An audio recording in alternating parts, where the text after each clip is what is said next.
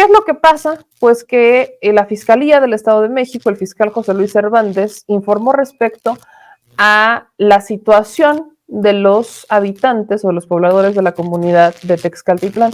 Recordemos que fue una situación que se sale de control en donde hubo víctimas civiles, pero sobre todo criminales, ¿no? El marco de los hechos que se da registrados en Texcaltitlán es que pues la familia michoacana, que ya se había adentrado en el municipio, en el estado, pues le terminó llegando a las familias hasta acá. Y los pobladores se organizaron y se fueron a pelear con ellos. Sobre todo hubo una baja importante de los criminales ligados a la familia michoacana y había una incógnita respecto a qué iba a pasar con los pobladores que se organizaron para darle batalla a los criminales que llevaban ya mucho tiempo sometiéndolos. ¿Qué es lo que dijo la Fiscalía? Que quedan exentos de toda responsabilidad penal porque en su legítima defensa ellos respondieron a los ataques de este grupo criminal, ellos fueron objeto de una agresión, entonces no va a haber ningún tipo de responsabilidad en contra de los pobladores de Texcaltitlán. Vamos a escuchar esto, a ver si se escucha chido, así que pónganle velita.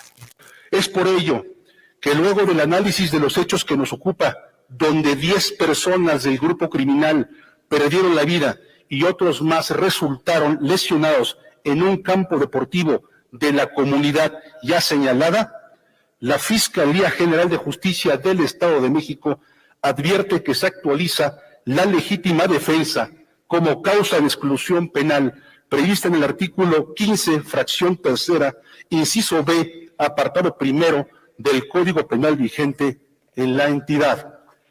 En efecto, si bien la concepción tradicional de esta figura no toma en consideración el contexto en el que sucede la agresión, así como la respuesta a ella dada, su análisis debe ser elaborado bajo la perspectiva de grupos que pudieran presentar alguna condición de vulnerabilidad, entendida esta como producto de las particulares condiciones de ubicación geográfica, culturales y socioeconómicas de los que intervienen bajo las siguientes condiciones fácticas. Primero, la repulsa a la agresión cometida en contra de los habitantes del municipio fue consecuencia de una acción ilegal e ilegítima y sin derecho a ello a manos de un grupo delincuencial. Segundo, la agresión fue real, fue actual e inminente, toda vez que se acreditó que los pobladores y sus familias se encontraban bajo constante amenaza, constituyendo esto el mal inminente que justifica emplear la defensa.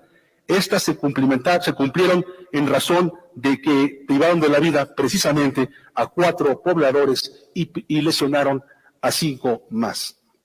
Lo anterior se deriva de las entrevistas, actas y certificados médicos, dictámenes de necropsia, cuya vecindad quedó acreditada en los 9 casos, como también quedó acreditada la causa de las lesiones que sufrieron los habitantes de la comunidad, producto de que accionaron en su contra armas de fuego, en este caso armas de fuego de grueso calibre.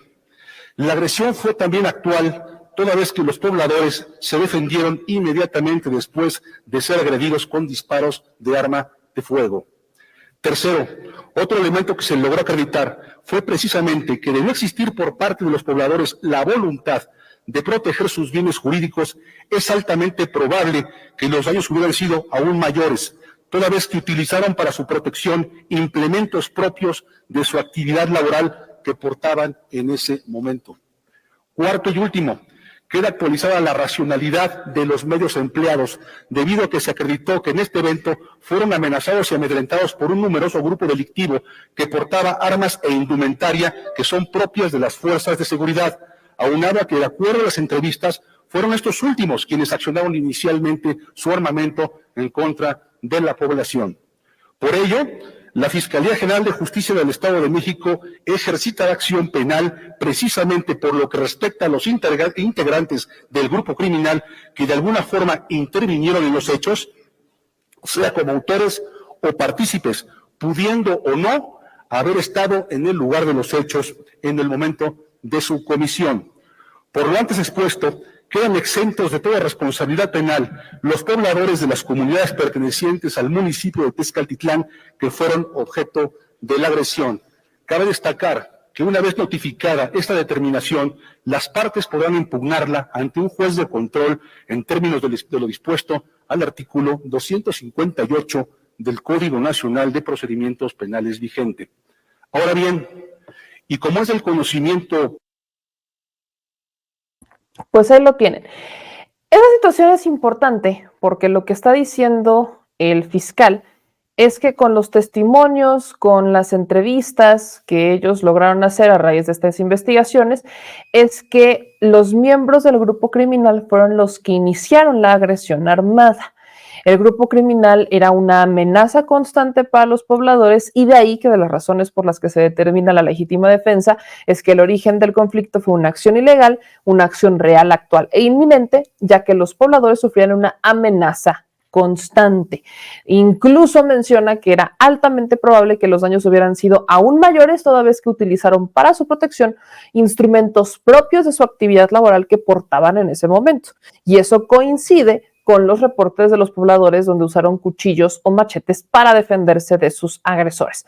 Además, los criminales secuestraron a 4 personas y lesionaron a otras 5, por lo que estas entrevistas, los dictámenes de las necropsias, así como actas y certificados médicos con los que se corroboró que las agresiones sucedieron en una zona de conflicto, pues determinaron que las autoridades mexiquenses sí insisten en que se actuó de una manera legítima por parte de los pobladores, pero van a actuar penalmente únicamente en contra de los miembros del grupo criminal. Y esto incluye a los implicados en los hechos, ya sean los partícipes o los autores, así como si estuvieran o no en el sitio. Esto implica que para los de la familia michoacana que estén en el lugar, hayan estado o no en ese momento, va a haber consecuencias penales en su contra porque existe una amenaza inminente, una agresión iniciada por ellos y de ahí se desata la reacción de los pobladores. Las víctimas mortales ya fueron identificadas, entre ellas se cuenta Rigoberto N., un sujeto apodado El Payaso, quien fue señalado como supuesto líder regional del grupo delictivo, mientras que el resto de las personas son Cristóbal N., Camilo N., Pedro N., Hugo César N., Enrique N., Eduardo N., Marcelino N., Freddy N. y Christopher N. En caso de que los pobladores no hubieran actuado como lo hicieron, el daño habría sido mayor. Y esto lo mencionan las propias autoridades del Estado de México, particularmente el fiscal. Las autoridades continúan la búsqueda de 14 personas luego de estos hechos, pero al menos ya sabemos que esta situación se está atendiendo y que no va a haber consecuencias en contra de los pobladores, pero sí en contra de los criminales. Dicho esto, en el Estado de México hay que estar muy pendiente porque sí se han desatado un par de situaciones complejas. Otro hecho habría sido el secuestro de 4 personas que trabajan en una pollería en Toluca, de los que actualmente no se conoce el paradero. Los hechos ya habían quedado grabados en cámaras de vigilancia del inmueble y según los reportes periodísticos, los responsables también podrían ser integrantes de la familia michoacana. Esta situación deriva en la detención de Santiago Ramón N., uno de los posibles generadores de violencia que estaría relacionado con las extorsiones. Dicho sujeto es investigado por su supuesta relación con el secuestro de los trabajadores mencionados, además de ser relacionado con la familia michoacana y estar ligado a estos crímenes de alto impacto. Las autoridades ya lo identifican como alguien implicado en el cobro del derecho de piso en contra de comerciantes, e incluso habría secuestrado a personas que no le pagaban. Hay todo un modus operandi en el Estado de México, todo un modus operandi en el Estado de México para pues cobrar estas extorsiones. La familia michoacana es la principal implicada en esto, es a la que se señala principalmente.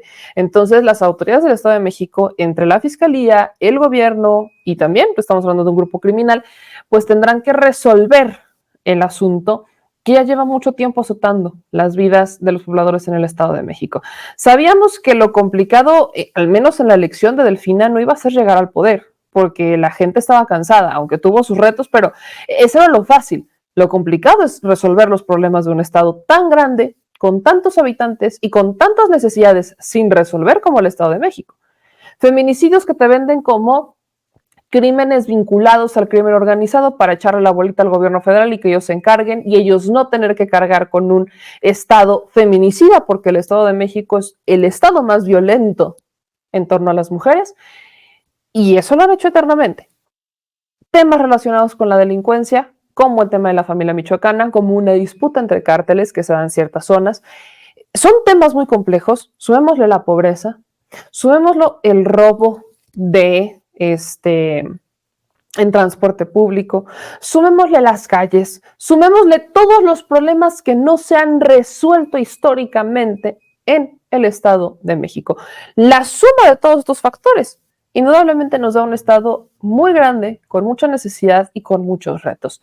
Y apenas está empezando el gobierno de Delfina, así que hay que estar muy pendientes en torno a cómo actúa y cómo responden a estos acontecimientos.